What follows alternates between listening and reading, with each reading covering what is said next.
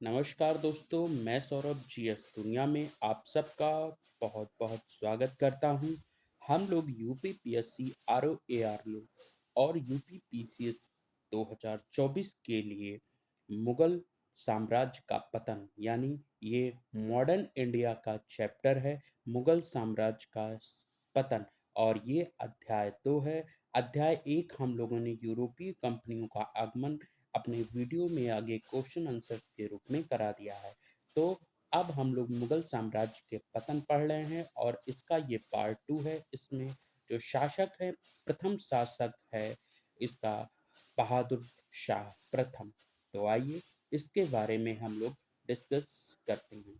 तो देखिए, हम लोग पहले यहाँ से एक पेन सेलेक्ट कर लें।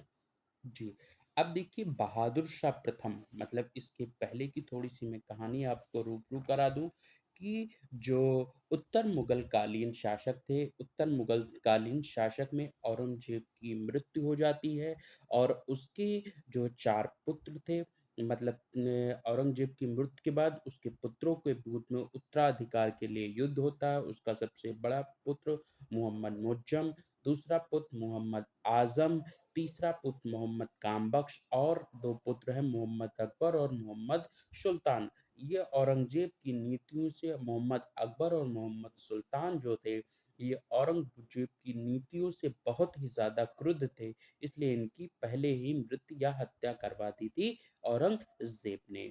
तो इनका जो सबसे पहला पुत्र, सबसे बड़ा पुत्र है मुअज़्ज़म, ये बाद में आकर के ये अपने नाम को आज़म को हराता है और कामबख्श को हराता है। हराने के बाद ये बहादुर शाह की उपाधि ले लेता है और दिल्ली के सिंहासन पर बैठ जाता है। तो ये आगे नामों से मुअज़्ज़म जो है आगे वाले नामों से ये बहादुर शाह प्रथम के नामों से ही जाना जाएगा। तो आइए हम लोग देखते हैं बहादुर शाह प्रथम जो 1707 से और 1712 ईस्वी तक था। 1707 से 1712 ईस्वी तक इसने क्या किया, अपना शासन चलाया था जो है। तो 1707 ईस्वी में 63 ईस्वी में मतलब 63 वर्षीय जो बहादुर शाह प्रथम था, जिसे शाह आलम प्रथम भी कहा जाता है, मुगल सम्राट बना और औरंगजेब का सबसे बड़ा पुत्र था जैसा मैंने बताया, जिसका जन्म 1663 ईस्वी में राजौरी के राजा राजू की पुत्री नवाब बाई के गर्भ से हुआ था। बहादुर शाह प्रथम उत्तरवर्ती मुगलों में प्रथम और अंतिम शासक जिसने वास्तविक सत्ता का उपयोग किया था। ठीक है ना? तो ये औरंगजेब का सबसे बड़ा पुत्र था और 1663 ईस्वी में राजौरी के राजा राजू की पुत्री नवाब भाई के गर्भ से इसका जन्म नवाब भाई। ठीक है ना? बहादुर शाह प्रथम ऐसा शासक था जिसने वास्तविक सत्ता का उपयोग किया। आइए इसकी देखते हैं कुछ जो है शांतिपूर्ण मैत्री नीति इसने की थी। तो औरंगजेब जो है, औरंगजेब की शांतिपूर्ण मैत्री नीति, कुछ शांतिपूर्ण मैत्री नीति है। तो पहला इन्होंने क्या किया, पहली नीति, हिंदू सरदारों और राजाओं के प्रति सहिष्णुता की नीति अपनाई। राजपूतों राजपूतों को उन उनके प्रदेशों में पुनः स्थापित कर दिया, किंतु सूबे के सूबेदारों के ओहदों की उनकी मांग नहीं मानी। हिंदू सरदारों और राजाओं के प्रति मतलब सहिष्णुता मतलब सहानुभूति उनके प्रति मतलब एक नर्म व्यवहार रखा और राजपूतों को, राजपूत जो थे उनको उनके पुनः मतलब जो उनका पुनः प्रदेश था उनको स्थापित करने की नीति, किंतु सूबे के सूबेदारों और ओहदों की मतलब जो सूबे के सूबेदार थे उनकी मांग को इन्होंने नहीं मांगा। सेकंड था संभाजी के पुत्र, जो संभाजी के पुत्र थे साहू जी, संभाजी के पुत्र साहू जी 1689 ईस्वी में जो मुगलों के पास कैद थे उन्हें 1707 में क्या कर दिया, मुक्त कर दिया। ये क्वेश्चन पूछा जाता है कि संभाजी के पुत्र साहू जी को किसने मुक्त किया था, जो बहादुर शाह प्रथम था जो है उसने मुक्त किया था 1707 में। थर्ड पॉइंट देखिए, बहादुर शाह ने गुरु गोविंद सिंह के साथ एक संधि कर बड़ा मनसब प्रदान कर मेल-मिलाप की कोशिश की। मतलब बहादुर शाह ने गुरु गोविंद सिंह के साथ एक मेल-मिलाप मतलब तालमेल, आपसी सहयोग से मतलब बातचीत की जाए, उनसे अपना व्यवहार बनाया जाए और उन्हें एक बड़ा मनसब प्रदान मेल-मिलाप के लिए बड़ा मनसब प्रदान किया था।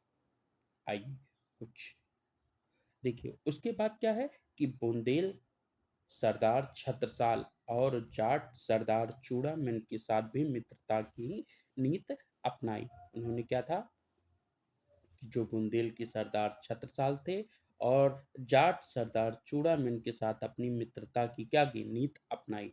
छत्रसाल निष्ठावान सामंत बना और चूड़ामल बंदा बहादुर के खिलाफ अभियान किया। ये बादशाह का साथ दिया। चलिए आगे इसके बारे में अभी हम लोग बंदा बहादुर के बारे में पढ़ेंगे। और औरंगजेब द्वारा लगाई गई जजिया कर की वसूली। सबसे इम्पोर्टेंट काम इसने क्या किया, जो जजिया कर लगाया गया था उसको जजिया कर हटा दिया गया। ये गैर मुसलमानों पे लगाया जाता था। जो हिंदुओं थे उनके ऊपर ये जजिया कर लगाया जाए और इसको क्या कर दिया इसने, खत्म कर दिया है। तो आइए कुछ इनकी युद्ध की नीतियों के बारे में जानते हैं। और युद्ध की नीतियों के बारे में सबसे पहले इनको हम लोग डिस्कस करेंगे। तो आइए इनकी युद्ध की नीतियों के बारे में पहले हम लोग इनको कुछ समझ लेते हैं कि किस तरीके से इन्होंने युद्ध के लिए तत्पर रखा अपने आप को। देखिए यहाँ पर क्या होता है कि जोधपुर, एक है जोधपुर। जोधपुर जोधपुर के राजा थे अजीत सिंह। क्या थे? अजीत सिंह। अजीत सिंह जोधपुर के राजा ये थे अजीत सिंह। अजीत सिंह जोधपुर के राजा अजीत सिंह अपने को स्वतंत्र शासक घोषित कर देते हैं और मुगल प्रदेश पर आक्रमण कर देते हैं। राणा अजीत सिंह जो जोधपुर के राजा थे, ये अपने आप को मुगल साम्राज्य से अलग करके औरंगजेब की मृत्यु के बाद अपने आप को स्वतंत्र शासक घोषित करते हैं और मुगल पर आक्रमण कर देते हैं। अच्छा, उधर क्या करता है बहादुर शाह, बात सुनिएगा, कुछ कहानी बैक हम चलते हैं कि जब बहादुर शाह और काम वृक्ष के विरुद्ध युद्ध हो रहा था, तो अजीत सिंह, जो अजीत सिंह है तथा दुर्गादास है, ये आमेर के राजा पर विजय प्राप्त करने। देखिए इसको मैं इस तरीके से बता, पहले इसको समझिए कि जोधपुर के राजा जो है अजीत सिंह अपने आप को स्वतंत्र कर देते हैं और मुगलों पर आक्रमण कर देते हैं। उसके बाद बहादुर शाह जो है आमेर, मतलब वर्तमान में आमेर को क्या कहते हैं, वर्तमान में ये है इसको क्या कहते हैं आमेर। आमेर जो है इसमें वर्तमान में जयपुर है, जिसको हम लोग जयपुर कहते हैं। जयपुर पर वहां पहुंचकर उत्तराधिकार के प्रश्न में हस्तक्षेप करके विजय सिंह, मतलब वहां पहुंच जाता है जयपुर में और आम जो है विजय उत्तराधिकार के हस्तक्षेप में विजय सिंह को वहां का क्या करता है, राजा बना देता है। क्या है, विजय सिंह को वहां का राजा बना देता है, घोषित कर देता है। उसके पश्चात वह जोधपुर गया और इसके पश्चात मतलब विजय सिंह को जयपुर का राजा बनाने के बाद वो जोधपुर गया और जोधपुर जाते ही वो क्या करते हैं, अजीत सिंह से युद्ध करते हैं। अजीत सिंह से युद्ध करते हैं और अजीत सिंह को उस युद्ध में क्या कर देते हैं, पराजित कर देते हैं। अजीत सिंह उस युद्ध में हार जाता है। लेकिन जब हार जाता है तो उसके बाद वो उससे क्षमा मांगता है और अजीत सिंह को राजा, वो जो है मारवाड़ का राजा स्वीकार कर 3,500 का मनसब भी उससे प्रदान करते हैं। मतलब उसको हरा भी देते हैं और उसके बाद अजीत सिंह को मारवाड़ का राजा बना देते हैं। होता क्या है कि ये अजीत सिंह ने किया क्या था, अजीत सिंह ने जब जो है बहादुर शाह और काम बख्श के बीच युद्ध हो रहा था, बहादुर बहादुर शाह बहादुर शाह और बैटल हो रही थी काम बख्श के बीच में, बख्श काम बख्श के बीच में युद्ध हो रहा था। तो उस समय क्या हुआ, तब अजीत सिंह तथा दुर्गादास ने, मतलब तब अजीत सिंह क्या करते थे, जो अजीत सिंह अभी मारवाड़ का राजा बना है, अजीत सिंह तथा दुर्गादास दुर्गादास, ये दोनों लोगों ने क्या किया था, इसको विजय सिंह जो उस समय अधिकार कर रहे थे कहाँ पर, जयपुर पर। तो वहां पर क्या किया, इनको विजय सिंह को इन लोगों ने क्या कर दिया था, हरा दिया था। विजय सिंह को ये लोगों ने हरा दिया था। मतलब ये विजयी हो गए थे और ये हार गए थे, विजय सिंह हार गए थे वहाँ पर। तो इनको परासिंग उस पर अधिकार कर लिया था जो है। इसीलिए जो है बहादुर शाह ने क्या किया था, पहले जब वहाँ आमेर पहुँचा और विजय सिंह को वहाँ उसका राज्य उसको दिला दिया था। ठीक ना? बहादुर शाह पुनः राजपूताना जाना पड़ा, किंतु उसने संधि कर वो अपने-अपने सबको अपने-अपने राज्यों में भेजकर और उसको संधि करा ली थी। ठीक है? अच्छा, कुछ चीज़ें हैं कि बहादुर शाह ने अस्थिर नीति अपनाई थी। जैसे उसमें जुल्फ़िकार खां था, उन्होंने क्या किया कि साहू जी के पुत्र शिवाजी के पौत्र जो शिवाजी के पौत्र थे, शिवाजी के पौत्र साहू साहू जी को शाहू शाहू जी को जो है ये इन्होंने जुल्फ़िकार खां के कहने पे जुल्फ़िकार जुल्फ़िकार खां के कहने पर इन्होंने क्या किया था कि उसके पुत्र को 1689 में जो औरंगज़ेब ने इनको कैद कर लिया था, उसको 1707 में इन्होंने क्या कर दिया? मुक्त कर दिया, मुगलों के पास से मुक्त कर दिया और इन्हें मतलब दक्कन की सरदेश तक भी दे दी जो है और उनको जो चौथ का भी अधिकार दे दिया। फिर उसके बाद क्या हुआ था?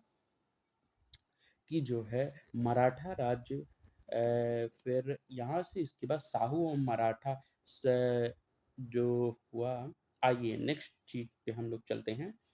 बहादुर शाह की शांतिपूर्ण नीति के बावजूद अच्छा, जो बहादुर शाह है उसकी शांतिपूर्ण नीति के बावजूद भी सिख नेता थे सिख नेता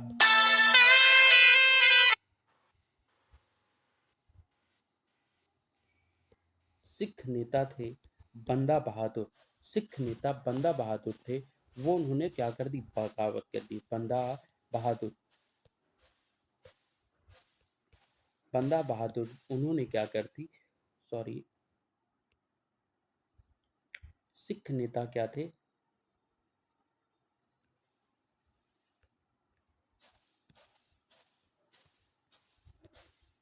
बंदा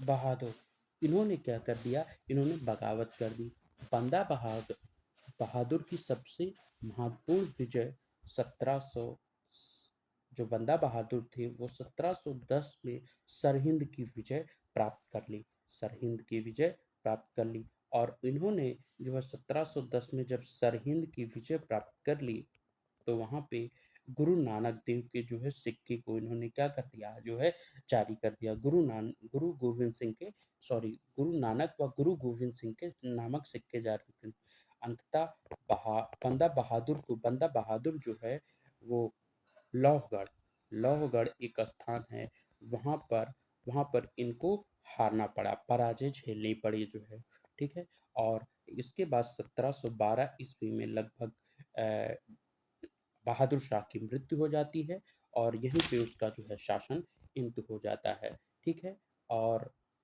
इसमें बहुत महत्वपूर्ण कुछ इतिहासकारों ने इनके कुछ इतिहास जो खफी खां है इसे शाहे बेखबर के नाम से भी जाना जाता है बेखबर शाहे बेखबर के नाम से भी इनको जाना जाता है तो आइए इसको हम लोग जो है पीपीटी के रूप में भी देख लेते हैं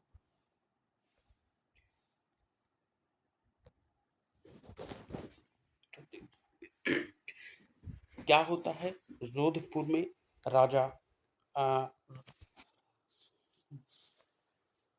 जोधपुर में जोधपुर के राणा अजीत सिंह जो है राणा अजीत सिंह ने क्या किया जोधपुर के राणा अजीत सिंह ने अपने आप को स्वतंत्र शासक घोषित कर दिया और मुगल प्रदेश पर क्या कर दिया था आक्रमण कर दिया बहादुर शाह ने आमेर में वर्तमान में जयपुर जो है वहां पहुंचकर उत्तराधिकार के प्रश्न में हस्तक्षेप किया और विजय सिंह को क्या किया आमेर का राजा घोषित कर दिया इसके पश्चात वह जोधपुर गया और वहां अजीत सिंह को परास्त कर क्षमा प्रदान की और उसको क्या किया मारवाड़ का राजा स्वीकार कर 3500 का मनसब प्रदान किया गया है बहा बहादुर शाह कामबख्श जो दक्षिण के विरुद्ध और जब बहादुर शाह और कामबख्श दोनों दक्षिण के विरुद्ध जा रहे थे तब अजीत सिंह और दुर्गादास ने क्या किया था आमेर पर विजय प्राप्त कर लिया था और पुनः राजपूताना उसको जाना पड़ा, किंतु उसने संधि कर ली थी। आइए नेक्स्ट देखते हैं। बहादुर शाह ने बहादुर शाह ने मराठों के प्रति अस्थिर नीति अपनाई। जुल्फिकार खां के प्रस्ताव पर शिवाजी के पौत्र शाहू को, जो 1689 में मुगलों के पास कैद था, मुक्त कर दिया, महाराष्ट्र जाने की अनुमति दे दी और उसे दक्कन की सरदेशमुखी दे दी, मगर चौथ का अधिकार नहीं दिया। अतः अर्थात शाहूजी मराठों के विधिवत राजा नहीं माना जाता है। इस प्रकार मराठा राज्य के ऊपर आधिपत्य के लिए ताराबाई और शाहू को आपस में लड़ने के लिए छोड़ दिया। शाहू और मराठा सरदार असंतुष्ट रहे और दक्कन अव्यवस्था का शिकार बने। बंदा बहादुर की शांतिपूर्ण नीति के बावजूद सिख नेता बंदा बहादुर ने बगावत कर दिया। बंदा बहादुर की सबसे महत्वपूर्ण विजय 1710 में सरहिंद की विजय थी। 1710 में उसने गुरु नानक देव और गुरु गोविंद सिंह के नाम के सिक्के जारी किए।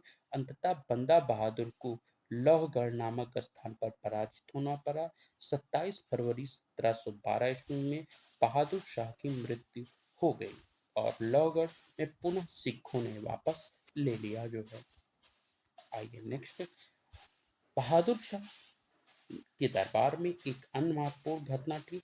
जल डच मुगल शिष्टमंडल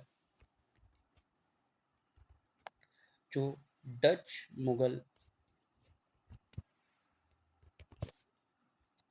डच मुगल जो शिष्टमंडल थे, जोशुआ केटलर के नेतृत्व में 1711 ईस्वी में दरबार आना, जिसके स्वागत में पुर्तगाली स्त्री जूलियन की महत्वपूर्ण भूमिका थी।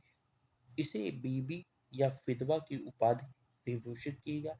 इतिहासकार सिडनी ओवेन ने बहादुर शाह की मृत्यु पर कहा कि यह अंतिम मुगल सम्राट था जिसके विषय में कुछ अच्छे शब्द कहे जा सकते हैं। इसके पश्चात ये तीव्रगामी और पूर्ण पतन मुगल सम्राटों की राजनैतिक तुच्छता और शक्तिहीनता का द्योतक है। इतिहासकार खफी खां ने इसे शाहे बेखबर की उपाधि दी। बहादुर शाह की मृत्यु के बाद इसके चारों पुत्र इतने निर्लज्ज हो गए थे कि उत्तराधिकार के लड़ते रहे और सम्राट बहादुर शाह का शव 1 माह तक दफन तक नहीं किया।